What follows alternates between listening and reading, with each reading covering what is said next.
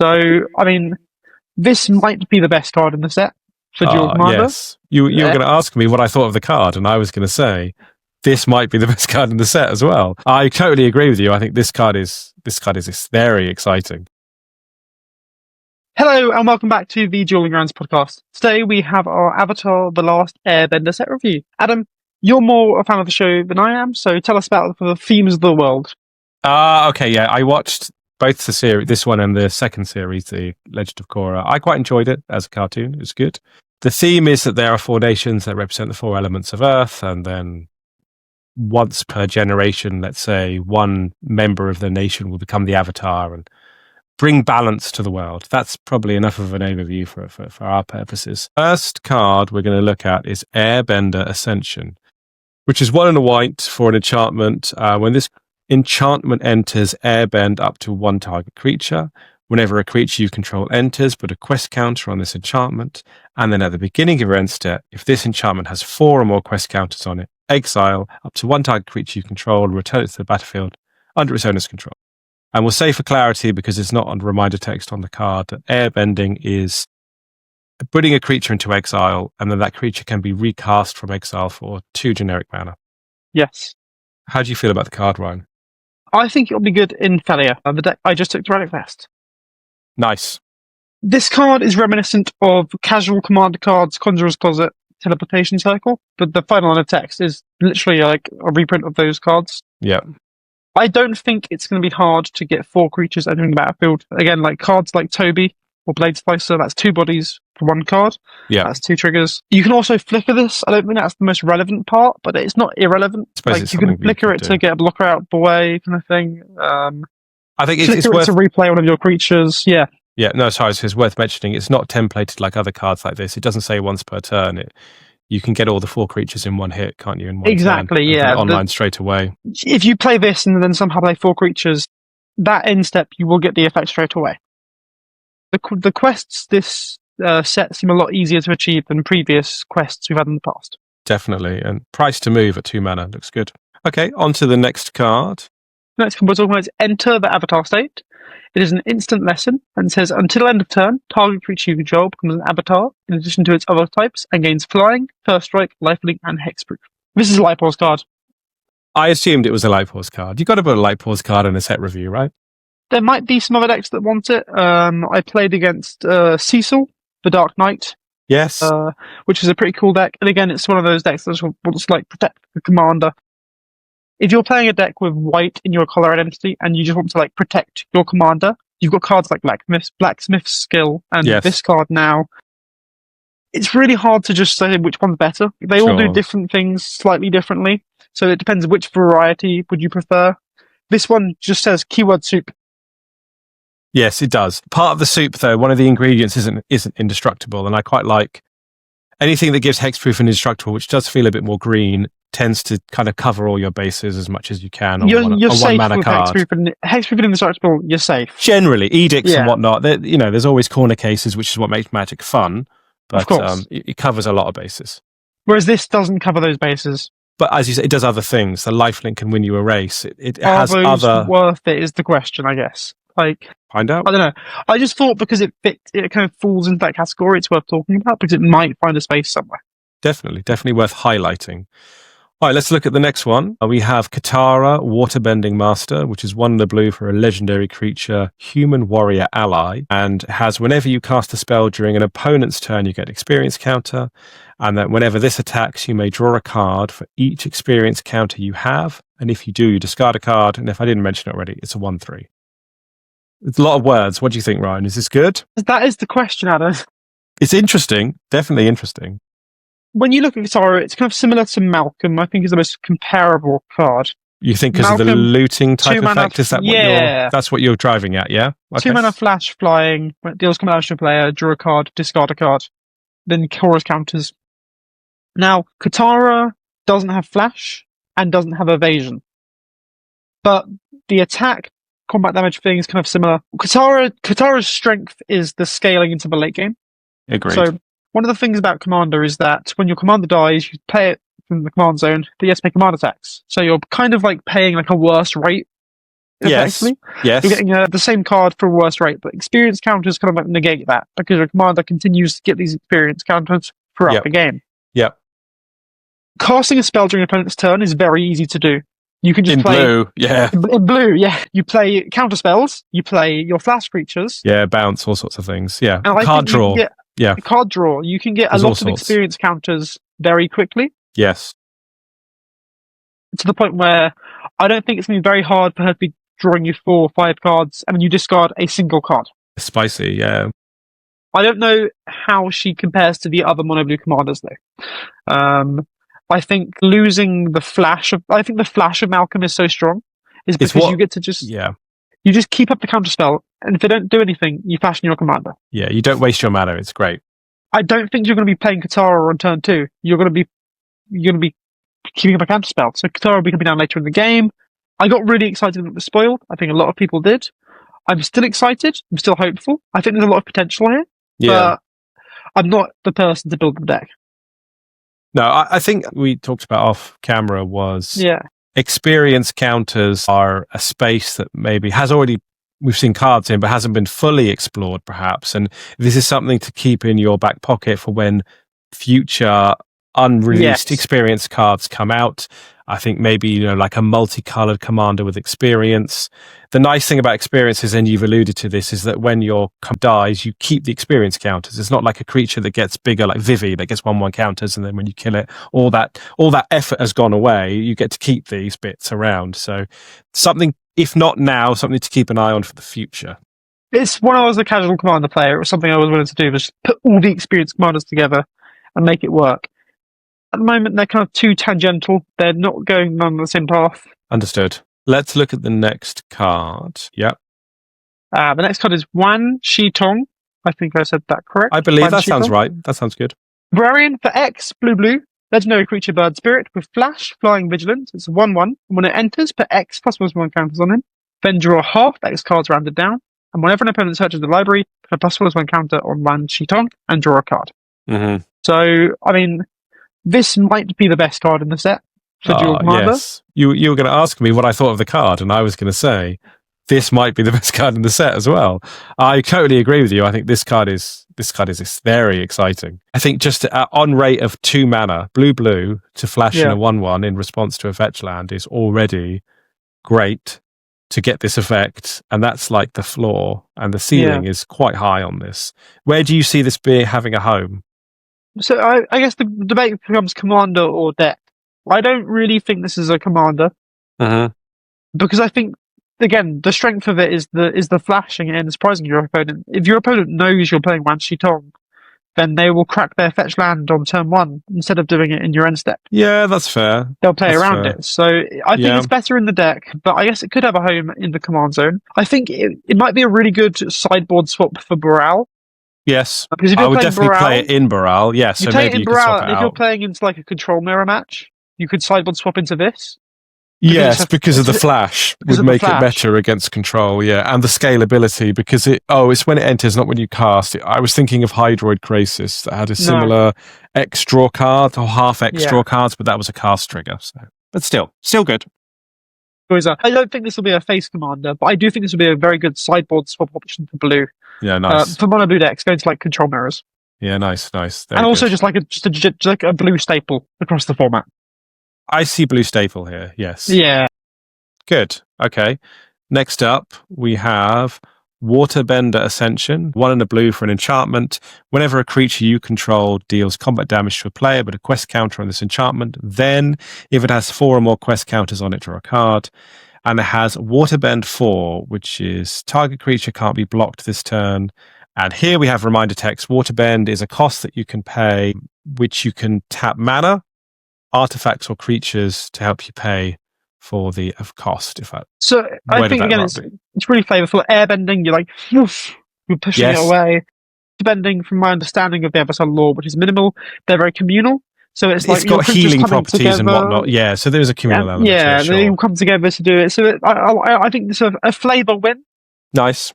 Putting this card onto the list, it's like, I think this card maybe shouldn't be on the list. It reminds me of like the Enduring Curiosity effects, at 2 mana. It's a pretty good rate. Yes.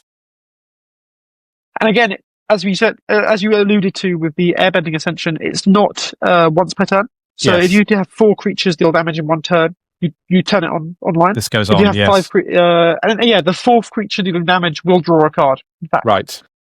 you only need to like get 3, and then the 4th is a card draw. Nice. That's good. How good is Waterbend for target creature can't be blocked this turn? It's not nothing.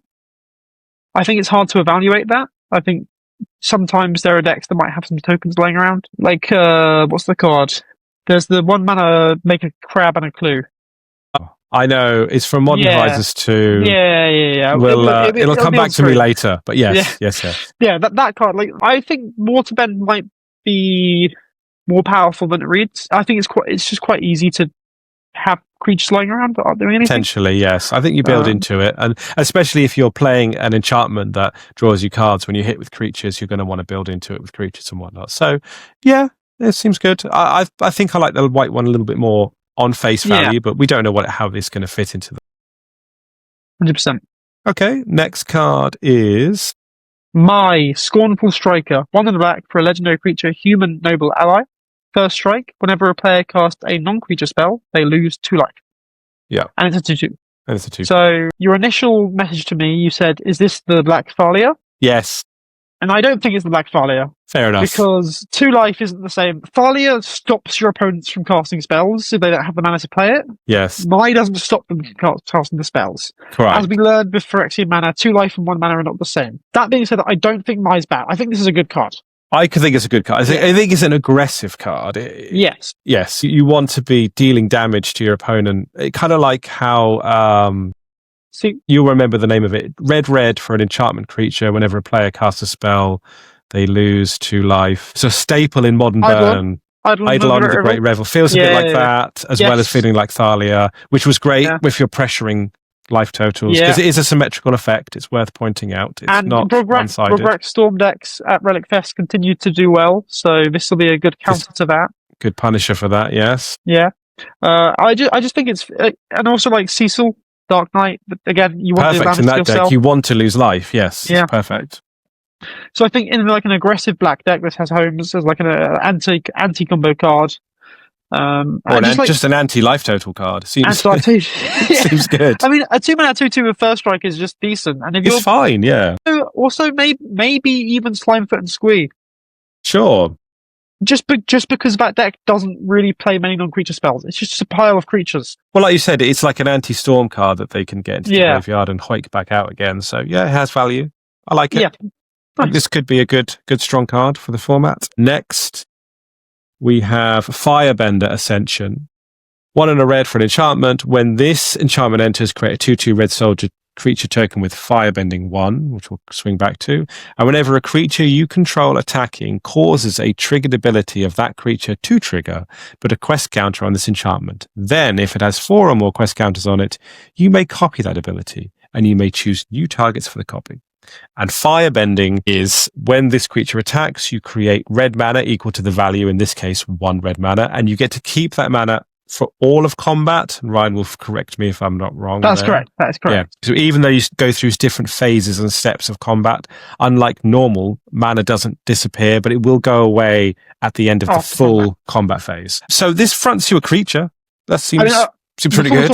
Before we talk about the card, I just want to say, I think Firebending is like the most flavorful one, because like you attack and it's aggressive, and like flame, it's fleeting mana. Like flame is fleeting. Wow, you're so poetic. I love it. I think the set's really flavorful. As someone who doesn't watch Avatar, I'm drawn into the flavor of the set, and that's mainly because of the bending mechanics. But as you were saying, it fronts you a creature, a 2/2 with Firebending 1, which will trigger itself. So in theory, this alone will turn itself on in 4 turns. So you make 2 mana when it attacks if you've still got the enchantment around and all that sort of stuff, because when it's online. When it's online, Adam. And also, again, it says when it has 4 or more. So again, it's 1, 2, and 3 are not going to give you anything, but the 4th one is going to start giving you something. So the main home I'm thinking for this is Arabella. Yes. Because they already play the Tarkir Siege, the red-white one, which basically does the same thing. Yeah.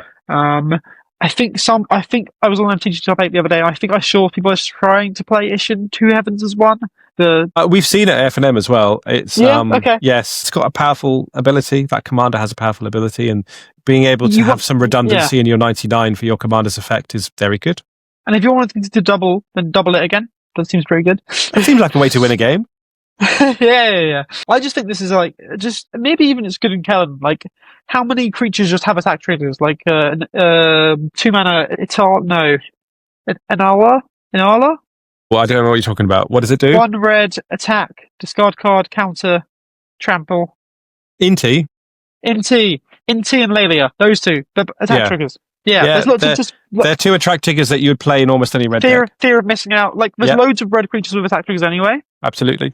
So this enchantment isn't asking you to do something you don't want to do anyway. Yep. Yes. Yes, that's actually true for all of them, actually. The white one, the blue one, and the red one we spoke about so far.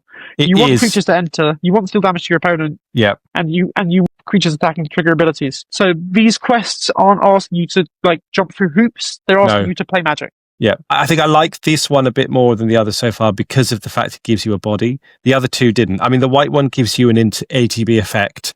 The blue one didn't even give you that. So I feel like this gives you more because you get 2 game pieces for 2 mana. Next card is Firebending Student. 1 and a red for a creature human monk with prowess. Firebending X, where X is its creature's power, and it's a 1/2 to begin with. Mm-hmm. I think this card seems really strong. You just, I don't know. It's like the Kinnan effect, where it's like payoff reward on the same card. You know, it's like right. Yes. Like cast. At least it's not legendary make as well. Power go bigger. Yeah. Attack, get mana, cast more spells, power go more bigger. Yeah, I think that this is a card that we're really to like actually see being played. Yes. So kind of you can be like, okay, that's broken. It feels to me like it's broken. Again, the prowess triggers off casting, but the second ability doesn't link to prowess exclusively. Like if you cast a pump spell on this and then it attacks, you get that mana back. Yeah. That's again good. Another reason for Kellen. Like this in Kellen means that maybe Kellen being activated becomes like a regular play pattern as opposed to like a buyout clause. Absolutely. Yeah, I just think this seems really strong. Yeah, I think you'd had convinced me offline about this. And when I first saw it, I thought it was a 2 mana Monastery Swiftspear without haste. So just like a worse Monastery Swiftspear in all regards. Yeah. But the fact that you can play a number of spells in your main phase and then go to combat and generate a bunch of extra mana to do even more stuff kind of gets me interested. It's like Budget Vivi. It could be good. I think Budget Vivi is a good way to describe it. Okay, we like this one. Next card. Lost in Memories. 1 and a red for an enchantment aura. I'm saying that a lot. Flash, enchant creature you control. Enchanted creature gets +1/+1 and has whenever this creature deals combat damage to a player, target instant sorcery in your graveyard gains flashback until the end of turn. Flashback cost is equal to its mana cost. So, I'm assuming you like this because it alludes to Snapcaster Mage. You pay 2 mana. Yes. You flash it into a creature that's unblocked. That's unblocked. Has to be unblocked. It has to be unblocked. But it doesn't have to be. You can target any creature you want to. Well, you know what I mean. You know what I mean. If you're going to get value off it. Yeah. You flash this into a creature that's unblocked, and then you get to cast something from the graveyard. Now, the pros and cons compared to Snapcaster Mage. Starting with the pros first. Let's live in magical. Okay, let's be positive. Snapcaster Mage only happens once. It ETBs, you cast the spell, big whoop. This, every time you hit, you cast another spell. Yeah. That's obviously a bit optimistic, perhaps, but it has that potential value to potentially repeat it and get more value out of it. Sure. The downsides are that it's an aura. Auras, I think, are one of the worst card types in Magic, just generally. Too likely to get blown out, but kill the creature in response, you just 2-for-1 yourself. Yeah. Well, you 2-for-1 your opponent. Presumably, you're not killing your own creature. But yes. Yeah, no, you're right. Also, Lost in Memories, you can't counterspell. Like Snapcaster counterspell. No, that's the fact that Snapcaster Mage allows you to cast a spell whenever you want with flashback. Yeah. Even though it's kind of got flash. It doesn't really let you cast instants in the way that you would want to cast instants. I would almost treat this as being flashing back at sort of sorcery speed, because you don't have your choice of timing window of when to cast it. You've only got one place where you can cast it. I do actually think that there is a home for this. Right. So we were talking before this weekend. I went to Relic Fest, came back from Relic Fest. Spider-Man 2099 is a deck that I completely underestimated. Really? And this is this card I think might have a home in Spider-Man 2099. Yeah. Because that commander cares about casting spells from zones other than your hand. Yes. So I put this into Spider-Man, who has double strike. You'll get 2 triggers. You'll get the first strike, regular damage, get 2 cards to cast. Yeah, no, that's really good. Step. So yeah. Did somebody do this to you, Ryan, when you were there? Is that how you found out about it? No. One of my opponents did not play a card that hasn't been released yet. But no. No, but yeah, having played against Spider-Man 2099, this card I think will probably go into the deck. The only reason it couldn't is maybe because of the blowout potential, but I mean, I just think there's just so much upside. I think it's worth it. If the upside's high enough, yeah. I'm probably a little bit cooler on this card because of the timing restriction effectively that you get on the flashback and the blowout potential. But, I think if you get one spell off of it, it's probably fine. If I could talk to our audience for a second, specifically Tim. Adam hasn't played against Spider-Man 2099 yet, so that's why he's saying this. Is it that good? Yes, Spider-Man 2099 is a very good commander. Is this going to be my next commander then? Change the target or target spell or ability with a single target. You pitched this as the red dismember initially. I did, yeah, because I think it's a powerful effect that you can sort of scale, right? You can pay 1 mana and life, or you can pay 3 mana. Now, it's not quite as versatile as Dismember, but I think this type of effect, deflecting SWAT-esque effects, am I right in thinking that we haven't seen them at 1 mana? Or there's a 0 mana one? There's deflecting SWAT, which is banned in our format. There's Bolt Bend, which is 1 mana if you control a 4 power creature. Yes. Yeah, so that's a bit niche. I think that's a little bit more. I mean, if your commander has 4 power, that's probably fine. But I just think that you don't have to have a creature in play to then cast this for 1 mana. If your opponent thought seizes you on turn 1 on the play, under the draw, should we say, you can shove it back in their face. I like this card because I think it's an interesting and versatile effect that is going for a good rate. 5 life is a lot. I totally understand that 5 life is a lot, but it's kind of got its own blowout potential, right? Where you redirect their removal spell back to one of their creatures or their hand disruption or. It's really funny. It's really funny, Adam, because I'm basically going to say the same thing I said at the last card, which is that I wasn't very big on this card, but I think Spider-Man 2099 might like this card to protect Spider-Man. That deck is just very fast. 5 life. They can just pay it to keep their commander alive because it's worth it. Yeah. I wasn't very big on this card, and I think that it has a home. Yeah. Life total is a resource to be used, right? Come on. Yeah. All right, good. But I think the other thing worth mentioning as well is that you might have said it actually. Dismember, you can scale, you can choose. Yeah, you did. I didn't go into detail. Please go into detail. Sure. So Dismember, you can pay 4 life, or you can pay 2 life. With this, you have to pay the full 5 life. There's no paying. It's top or bottom. There's no middle that you get with exactly. the Dismember, which makes it weaker. I completely agree. All right, good. Next card is Zhao, the Moonslayer. 1 and a red for a legendary creature, human soldier with menace, non-basic lands enter tapped. And then it has an ability, 7 mana, but a Conqueror counter on Zhao. And as long as Zhao has a Conqueror counter on him, non-basic lands are mountain. Is this a 2 mana Blood Moon, Ryan? No, I agree. It's not a 2 mana Blood Moon. But this is one of those things where it's like, people online say something. Yes. And I'm like, if people online say something, it must be true. But that's why the world is the way it is now, Ryan. Please don't be like that. People seem to be convinced this is good in Yoshimaru. I think Yoshimaru plays a lot of non-basic lands. I don't see how this is good. Because Yoshimaru wants to play their 3 drops. I agree. I totally agree. Yeah. You play a bunch of legendary weird lands just so you can get extra counters on Yoshimaru. The only reason I could see Yoshi wanting this is Like they go turn 1 Yoshi and then turn 2 a legendary land and this, and then they just try and ride that advantage where Sure. both players have lands coming into play tapped, but you've got like the 3/3 or the 2/2 in play with Menace, Yoshi, and then this is 2/2 Menace, and are able to attack and take advantage of the fact that both players are behind on mana.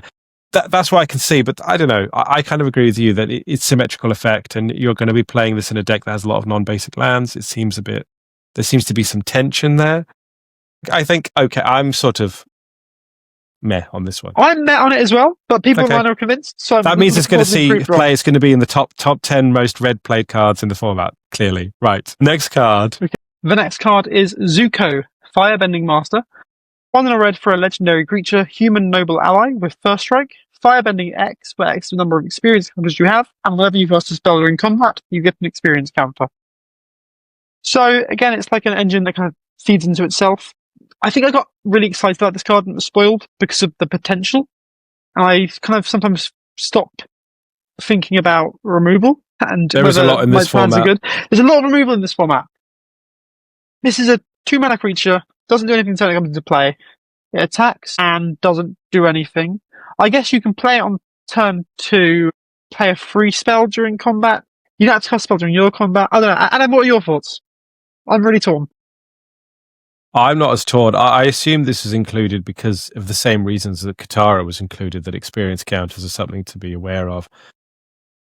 I think if Firebending turns out to be a really powerful mechanic, then this is worth living back and revisiting, because like this is a mythic Firebender from this set. It's probably pretty powerful, but I don't see a home for it. I agree with you. It just doesn't do a lot. It's a 2-mana 2/2. You're right. With first strike, and then it doesn't really even have an attack trigger, right? Unless you've already got experience counter from doing something else. So no, you're right. It's on the list for the hypothetical experience counters deck. We'll place it alongside the hypothetical artifact deck that we are building as well. Yes, and the hypothetical Lurus deck. And the hypothetical Valakut deck? Yeah, all the hypothetical decks. We've got all the hypothetical decks. They're so good. Who needs real decks? Okay, let's go on to the next one. So, next card is... So you should be talking about this card, but I'm going to steal it from you because I want to. This card is Badgermole Cub. It's the card I'm most excited about in the set. That's because it goes into flubs. And it has other homes as well, but they're not important. Okay. Badgermole Cub is a 2-mana 2/2 Badgermole. 1 and a green. When this creature enters Earthbend 1, this is our first instance of Earthbend. So when you Earthbend, you target a land you control. It becomes a 0/0 creature with haste, but still a land. +1/+1 counter on it. When this creature is exiled or dies, returns back full tapped. And whenever you tap a creature for mana, add an additional green. Earthbending is again flavorful. You're bringing the earth to fight for you as a creature. Giving it haste feels like you said it best. Giving into the digital design. Oh yes, because in paper you would just choose a land that doesn't have summoning sickness, because once you turn a permanent into a land, summoning sickness, turn a permanent into a creature, summoning sickness becomes relevant. Online, it's too easy to accidentally click a land that you'd played the same turn, and then it would be a feel bad if you then created a creature and you weren't allowed to attack with it. So. Or tap it for mana. Or tap for mana. Exactly, yeah. Once it becomes a creature, it doesn't tap for mana, either as summoning sip. So giving it haste just takes away... There's no reason not to, because it doesn't matter. In paper play, it would never be relevant because you would never pick a land that has summoning sickness. Well, it makes the card strictly better. If you played 2 lands and the third land you play that you top decked is the land you specifically want to be a creature, if you specifically want it to be, lands. yes. Like there's a secret tunnel we're not talking about in this set, but it's a land that can't be blocked. It has a keyword on it, even though it's not a creature. A combat relevant keyword. So it's a nice design. It's really cool. Yeah, but I think it's more just a concession to the fact that it just take away feel bad moments. I agree with you, but no, this card's great. I mean, it's basically a 0-mana card. You pay 2 mana for it. You Earthbend a land. That land now taps for 2 mana. Okay, great. Any other Dorkshire player also ramping you? I think, this card's going to be great in several formats. I don't know if Killen wants it. You used to play Killen? I used to play Kinnan. I mean, yes, a Kinnan could want this because it has a similar effect. When you tap a permanent, a non-land permanent, you add an additional mana. So this would add you another additional mana. So your mana dogs would tap for 3 mana instead of 1 if this and Kinnan was in play. I believe it's not additive in the way you want it to be because it adds an extra mana as opposed to like doubling the mana. Of course. But it still seems strong. And I could see it in that. I haven't really thought about Kinnan for a while. It was just a bit slow. So this is my card of the set, though, because it's going in flop straight away. Like, nice. I've already taken a card out. There's an empty sleeve in my deck box at the moment. You're ready. I'm ready. Okay, so we like this card. Next card. Yes, we love this card. Next card is Elemental Teachings. That is 4 and a green for an instant lesson. Search your library with up to 4 land cards with different names. Reveal them. An opponent chooses 2 of those cards. Put the chosen cards into your graveyard and the rest onto the battlefield tapped, then shuffle. This card reminded me of Gifts Ungiven. You've put down Enchanted Realms, which is another card. Realms Uncharted. The fact that this puts the lands into play instead of hand, like the other 2 cards we've just mentioned, makes this a lot more powerful. But what home does this have? Do you see this having a home? Azusa. Yeah. And we always talk about there being like Azusa cards in the format. This is actually an Azusa card. A real Azusa card, is it? A real Azusa. Azusa already plays Realms Uncharted. Right. There are different piles you can go for, but basically you want to get Thespian Stage Dark Depths. Yeah. And then Ixalan, Caverns of Ixalan, Echoing Depths, something like that. Yeah, something that copies the sort of effect of in a graveyard, yes. And then something like a Petrified Field, which is a land you can sacrifice to get land to go over to hand, or you can get like a Shifting Woodland, copy of a card in the graveyard. And also, you've got Crucible effects. So I was going to say, it's really important that you have a good pile that you can get without another game piece. Yes. But with Crucible effects, this card just is like almost draw 4. Get the 4 best lands from your deck into play. Yeah, it's kind of crazy. So yeah, I think that, and it's instant speed as well. So end step, I get my Thespian Stage combo online. I'm sat, win the game. I think this card is definitely going to see play in Azusa, and I say that with confidence. Good. Right, we like this card. Next card. Yes. Yours. Seismic Sense. 1 green, sorcery lesson. Look at the top X cards of your library, where X is the number of lands you control. You may reveal a creature or land card from among them, put it into your hand, put the rest on the bottom of your library in a random order. As we said, we always have Azusa cards in the set, and this is an Azusa card. Sure. When we first put it in this list, we were like, it's kind of like Consult the Star Charts. But is it kind of really? Like a green? Yeah, kind of like a green. I also likened it to, I'm going to forget the name of it again, the one that lets you pick land or non-land. Abundant Harvest. You know all the card names, it's great. Because it's like abundant, it's a reference to abundance, but it's a one-time version of it. I see. So yeah, look at some. I don't think this card's good. I've been thinking about it. I just think it's really good if you got like 4 or 5 lands in play or more. But I just think when you want to play a 1-mana cantrip is turn 1, and I think it's bad on turn 1. So I kind of agree with you. I think unfortunately it's just too weak in the early game to be worth playing. And decks generally aren't lacking things to do in the late game that are good. You want cards that are good in the early game because the format is pretty fast, and Azusa doesn't really want to play this. They'd rather just play, like, instead of running this card, you just play another threat. Yay. Like, you don't need to play this to go and grab a threat. Just play another threat. Azusa's going to have the lands anyway. Sure. Agreed. Okay, so maybe not. So the next card we have is Aang, Swift Savior, which is 1 white-blue for a legendary creature, human avatar ally, has flash and flying, and when this enters, airbend up to 1 other target creature or spell. And then it also has Waterbend 8 to transform Aang into Aang and La, Ocean's Fury, which is a legendary creature avatar spirit ally, has reach, trample, and whenever this attacks, put a 1/1 counter on each tapped creature you control. Starts out as a 5/5. So what I'm hearing is there's the 2/3 flash flyer with flavor text on the back. With flavor text, definitely. But it reminds me of Venser, which was a 4-mana 2/2 flash that could bounce a spell or a creature back to hand. This is 1 mana, obviously 2 colors, yes, but 1 mana cheaper, has flying, has a point of extra toughness. This seems, I don't know how good this seems, but it seems like it does quite a few things. I agree. I mean, I think it seems powerful. It's a body on the board. I mean, I joked about the backside being flavor text, but it isn't really. Yeah, no, in late game, yeah. Waterbending isn't sorcery speed, is it? We don't have reminder text here, but I believe it's not. No, from what we've seen before. If you're playing a white-blue control deck, this is your commander, right? A white-blue control deck. You could I don't know. Yeah, okay. have 8 mana in an end step and transform it. I think so. I don't know if I'd want this as my... Is this better than Elminster that lets you draw extra cards for a control deck? This is more tempo-y. Would this have a home in something like Aragorn? Maybe. The other way, for allowing you to get the Monarch uncontested?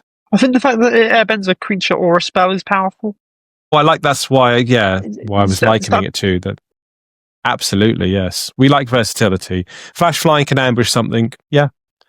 I think this is good. I don't know where it goes, but I think it's a good rate for 3 mana. So next card is Zuko Conflicted. Black, red, 2/3. Legendary creature, human rogue. At the beginning of your first main phase, choose one that hasn't been chosen, and you lose 2 life. Draw a card. Put a +1/+1 counter on Zuko. Add a red. Exile Zuko, then return him to the battlefield under an opponent's control.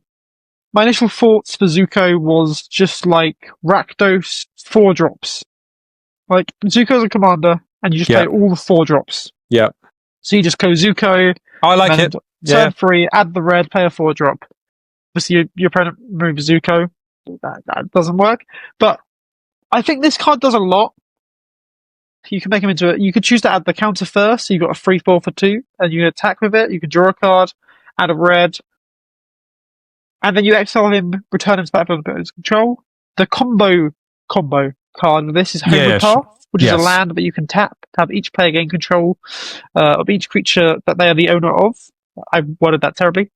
No, but basically, we know what it does, yeah. And the relevant thing is that you exile Zuko and return him, so he'll start ticking down modes again. So Homeward Path, when you take him back, you'll still get to start ticking down the modes again. Yeah, exactly. You get the value. So this is you could have this as a Rakdos commander that runs Expedition Map. I think would be viable in this deck.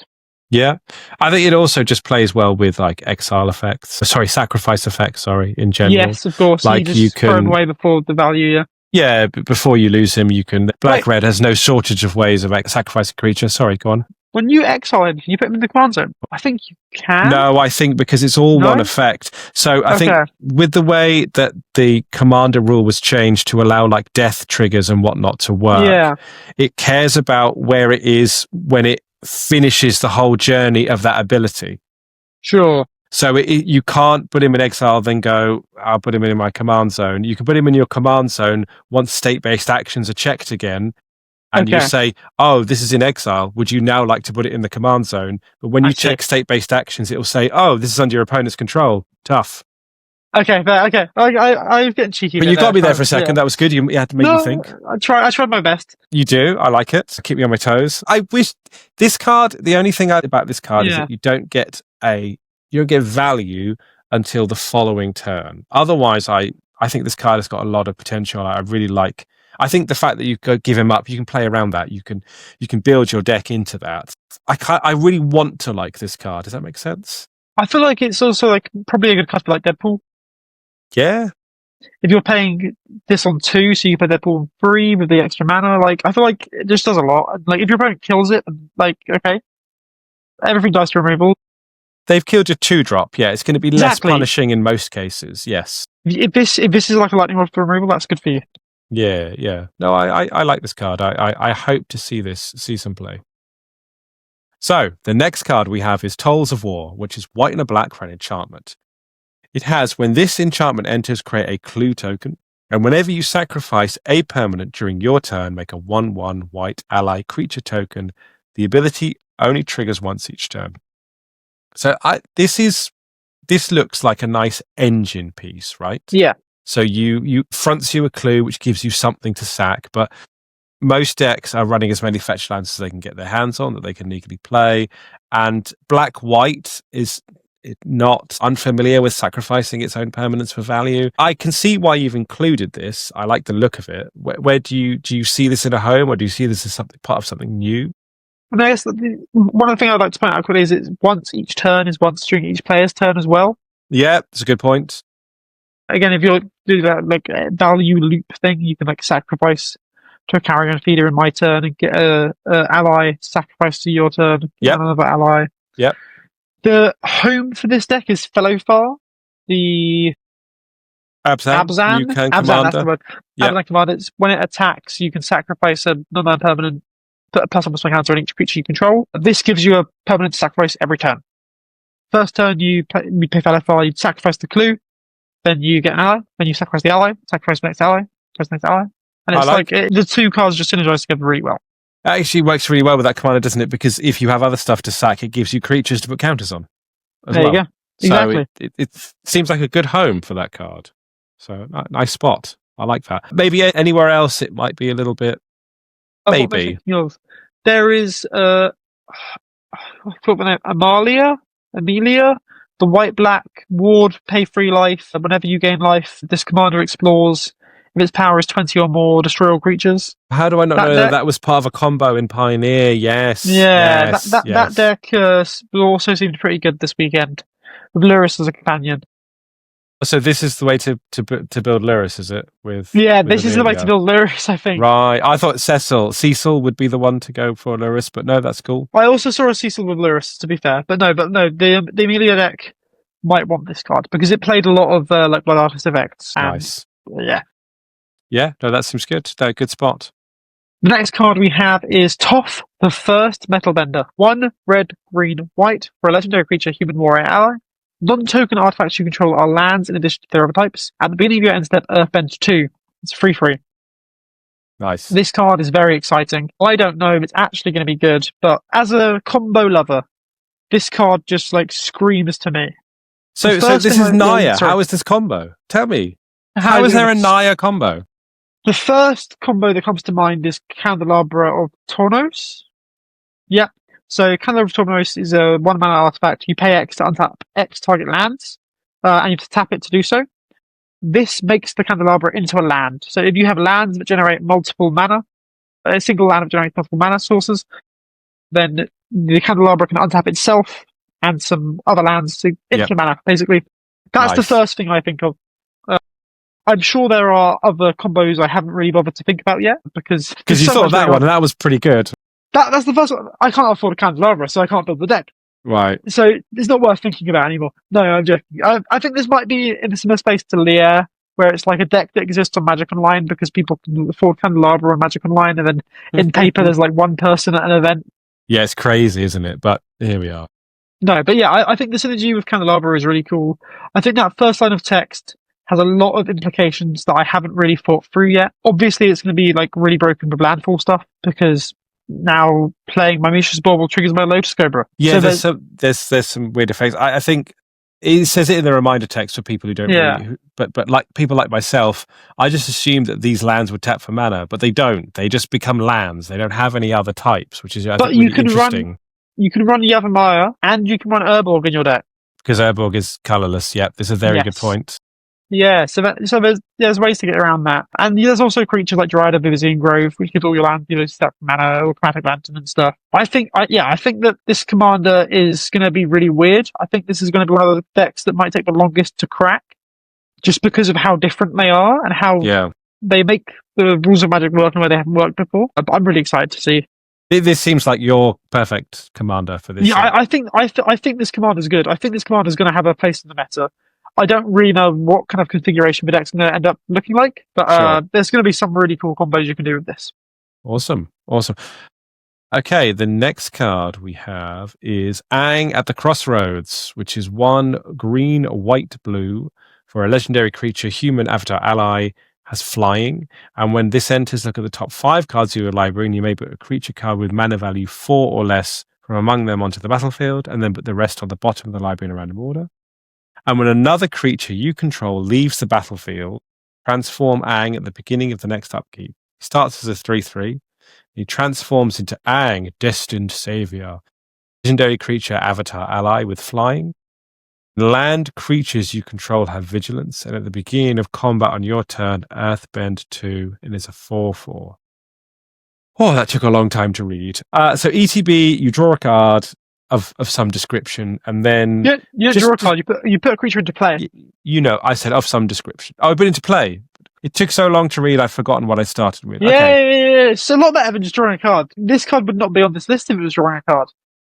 This card is on this list exclusively because it's very similar to a Garuda combo deck. So Garuda was a Yes. companion for Ikoria that cared about like milling clones. Effectively, for Aang at the Crossroads, you fill your deck with clones, but more importantly, you fill want it with them. like what's it called? Blink. Restoration Angel. Restoration Angel? Felidar Guardian, Restoration Felidar Angel. Guardian, Yep. Ice Stalwart, the Warrior one. There's a bunch of these Sure. like 4-mana creatures that ETB and they flicker something. Yep. And you also put the clones in there because the clones can copy the angels. You don't want the clones to copy Aang. I mean, obviously, if you play Aang, You can because you get another ETB effect. You get another a look, but you want to get actual creatures into play first. Of course. It's like, again, this isn't a good. I think Toph is a good combo deck. This is like a funny combo deck. Like, I think this is the kind of deck that we're talking about because we're focused at like FNM level is our main focus. Yeah, of course. We're not super competitive. But this is like a really fun deck to put together for FNM. What did you play that was the Mutate card? It feels a bit like that. Inala. It's like Inala Omniscience. Yeah, 100% it feels like that. This is a deck where it's like, you basically go into a casino and you're playing the slot machine and you're seeing if you get the bigger hit or not. Okay. Awesome. And the next card we have is yours. Iroh, Grand Lotus, 3 green, blue, red for a 5/5 Firebending 2 human noble ally. During your turn, each non-lesson instant sorcery card in your graveyard has flashback. The flashback cost is equal to the card's mana cost. During your turn, each lesson card in your graveyard has flashback 1. So, this card is kind of on the list because I don't think it's very good. I wondered why it was here, but yeah, tell us because I wondered why it was here first. I initially thought was like, wow, Lier's a deck. This is like Lier with more colours. That's great, right?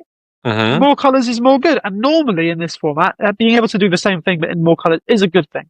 Yes. However, Lier is like a high-tide deck, so specifically that Lier doesn't want more colours. Lier wants islands and only islands. So then I was thinking, like, is there like a good, just like, flashback team deck? Potentially, but I think ultimately the question you'd always have to answer is, but is it better than Lier? I don't think it will be. I think that's the problem it's going to have. I think that this deck is just going to be trying to do what Lier does, but worse. The only kind of exciting thing is the final line of text, giving lessons flashback 1. If there are ever future lessons printed that are broken, I mean, there are some pretty powerful ones in this set already. Yes. But being able to do them for literally 1 mana is pretty powerful. Very good, yeah. Yeah. I would say though that, the mascot exhibition from Strixhaven, for example, is probably the biggest one at the moment.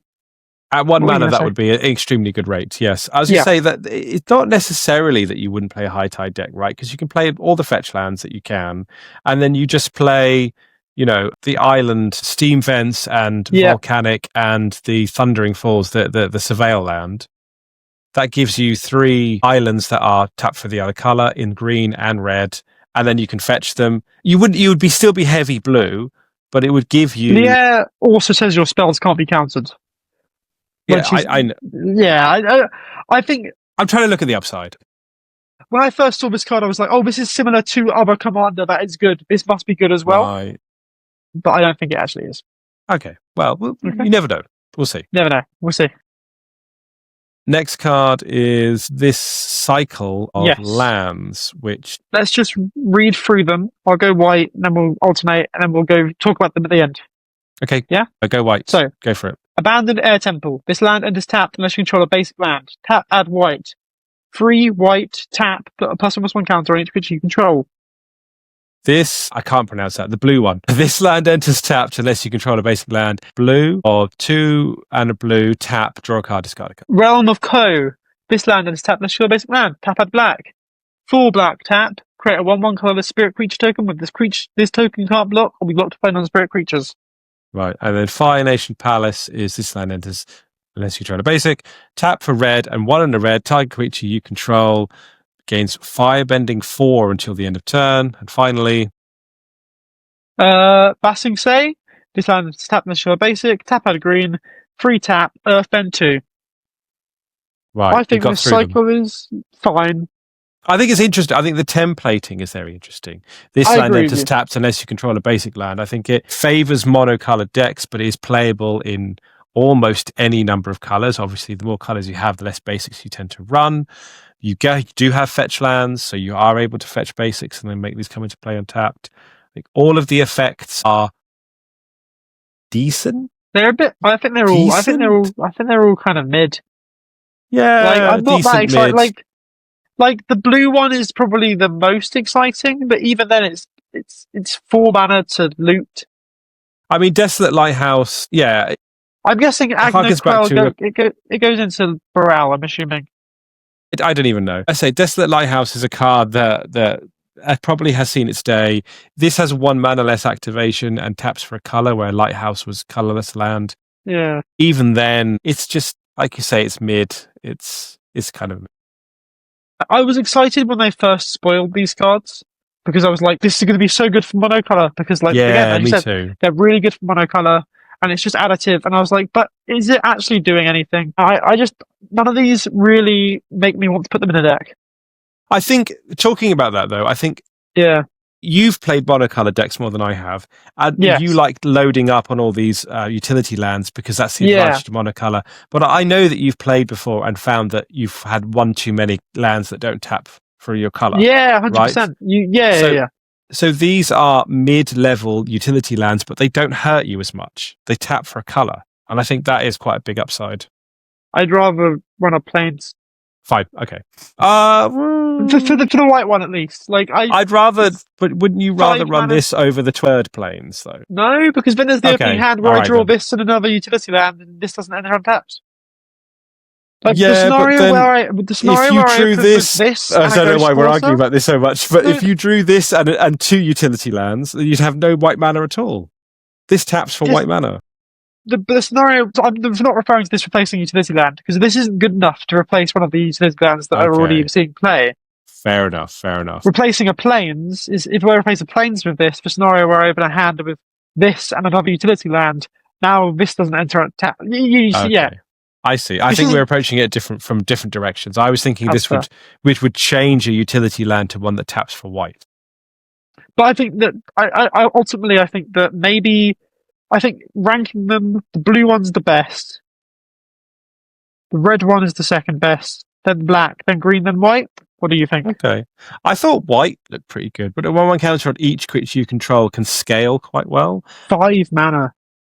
I could, yeah, I know. But it was 1/1 counter on each creature That's you true. control. That's true. Maybe the red one is the best one because it generates mana. It effectively taps for 2 mana, but then it's firebending mana, so it has to be used during combats. And Like also, we you said. can get blown out because you can pay 2 mana to give the creature firebending when they kill the creature, then you spend 2 mana to do nothing. Yeah, okay. it's no the Green Castle where you actually do just Castle get mana. Garenbrig, Yeah. I agree. It's okay, a nice mid-cycle to end up on. Yeah. Okay, so I think that's the end of our list. It is. What's the card that you were most excited by, Ryan? Badgermole Cub. Badgermole Easily Badgermole Cub. Yeah, without a And doubt. then It goes straight into flubs. And then there's a long gap, and then it's Wan Shi Tong, Librarian. Right. Is my second favourite. And for you, that's right on the top, I'm that's guessing. my top. Yeah. Yeah. My top is Wan Shi Tong, Librarian. And would you- and I'm not even sure what my second one is, to be honest, but we'll see. Would you try it in the command zone, or is it strictly a 99 card for you? I think I started in 99. I actually kind of like it for loot, where I used to play like Team of Midrange because you get a bit more throw your mana into the X ability if you've got the mana. But I like it a lot. Okay, Well, thank you for watching. Please give a like and subscribe. Leave a comment down below. Tell us what your favourite card in Avatar is. Please and do. tell us what we were wrong about, because I'm sure we got something wrong at least. No doubt. Have a great rest of your day. Yeah, bye.